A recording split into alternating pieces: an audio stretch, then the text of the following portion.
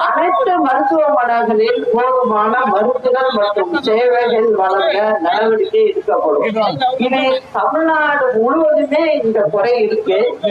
அதை நம்ம போர்க்கால அடிப்படையில சொல்லுங்கிறத சொல்லிக்கிறேன். கிராம சுகாதார செவிலியர்கள், டாக்டர்கள் போன்ற காலி பணியிடங்கள் போர்க்கால அடிப்படையில் நிரப்பப்படும்.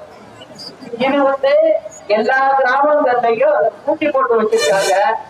யாரும் போய் வைத்தியத்துக்கு ஒரு அவசியம் ஏற்பட்டு கூட போய் பார்க்க முடியாத நிலைமையில இருக்கு.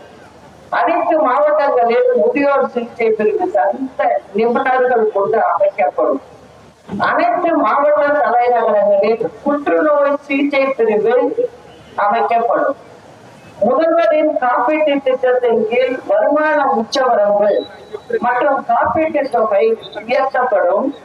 தற்போது வழங்கப்படும் சிகிச்சைகளின் எண்ணிக்கை 1500 வகை சிகிச்சைக்கு தான் இங்க கொடுத்துக்கிட்டு இருக்காங்க. அத நாம 2000 சிகிச்சை வரைக்கும் விதமான சிகிச்சை வரைக்கும் உயர்த்தி நம்ம செய்ய வைப்போம். அடுத்தது, இளைஞர்களுக்கு வேலை வாய்ப்புகள் பெருகும் விதமாக 2 லட்சம் அரசு பணியிடங்கள் படிப்படியாக நிரப்பப்படும். அப்புறம் முக்கியமான விஷயம், கிராம பகுதிகளில் மகளிரை ஊக்குவிக்கும் விதமாக ஒரு வருஷத்துக்கு 1 லட்சம் கோழி பண்ணைகள், 1 லட்சம் ஆட்டு பண்ணைகள், 1 லட்சம் மாடுகள், இதை ஏற்பாடு செய்வதற்கு 50% மானியத்தோட வழங்கப்படுங்கிறத உங்களுக்கு சொல்லிக்கிறேன். அதிக அளவில் முதலீடுகளை கொண்டு வந்து வேலை வாய்ப்புகள் நிச்சயமா நாம் உருவாக்குவோம். மீனவர்களுக்கு வழங்கக்கூடிய டீசல் மானியம் உயர்த்தப்படும். மீனவர்கள் மீன்பிடிக்கும் பகுதிகளில் புது திட்டங்கள் கொண்டு வரும்போது அவர்களின் வாழ்வாதாரம் பாதிக்கப்படாமல் பாதுகாக்கப்படும். மீனவர்கள் மீன்பிடிக்கும் போது ஏற்படும் விபத்துகளில் உயிர் சேதம் ஏற்பட்டால் அதற்கு 25 லட்சம் இன்சூரன்ஸ் மூலமாக வழங்கப்படும்.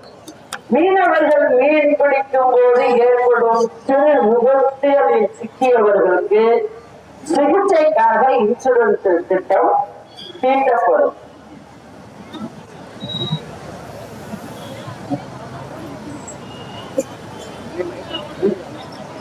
நிச்சயமா அம்மா உணவகம் நிச்சயம் இருக்கும். இப்ப அவங்க பார்க்காம மூடி வச்சிருக்கிறது எல்லாமே திரும்ப அதையும் புதுப்பிச்சு செயல்படுத்துவோம்.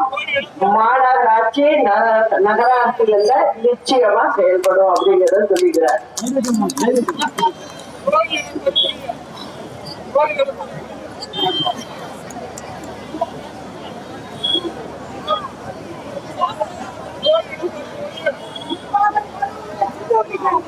அப்புறம் உங்ககிட்ட சொல்லிக்கிறேன், எல்லாமே கிராமப்புறங்களை நோக்கியும் பொது பிரச்சனைகளுக்கும் முன்னுரிமை கொடுத்துதான் நம்மளுடைய தேர்தல் அறிக்கை இருக்கும். இவங்க மாதிரி 500, 525 கொடுத்து ஏமாத்துற வேலையெல்லாம் இல்ல. நம்ம நல்லபடியாவே செய்வோம். ஆட்சியை எப்படி நடத்தணும் என்னன்னு நமக்கு நல்லாவே தெரியும். நிச்சயமா நம்ம நல்லா செய்வோங்கிறத சொல்லிக்கிட்டு, பரமக்குடி சட்டமன்ற வேட்பாளராக அமிர்தா பாலசாமி அவர்களுக்கு தென்னந்தோப்பு சின்னத்துல வாக்களிச்சு அவரை மகத்தான வெற்றி பெற வைக்க வேண்டும் என்று உங்களை எல்லாம் அன்போடு கேட்டுக்கிறேன். செய்வீங்கள? கட்டாயம் செய்வீங்க.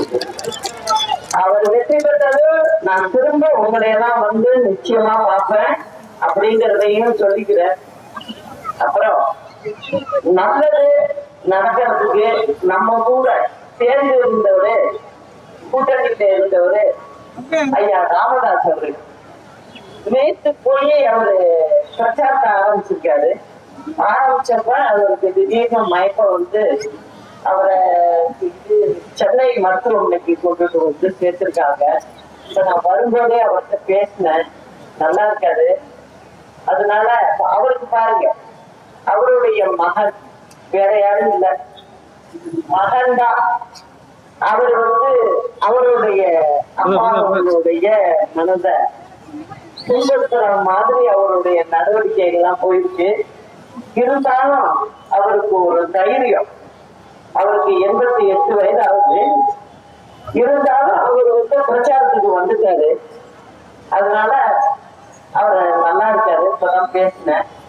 அப்ப நான் சொன்னேன் அவர்கிட்ட, நானும் எல்லா தொகுதிக்கும் நான் பிரச்சாரத்துக்கு வந்துட்டு இருக்கேன்.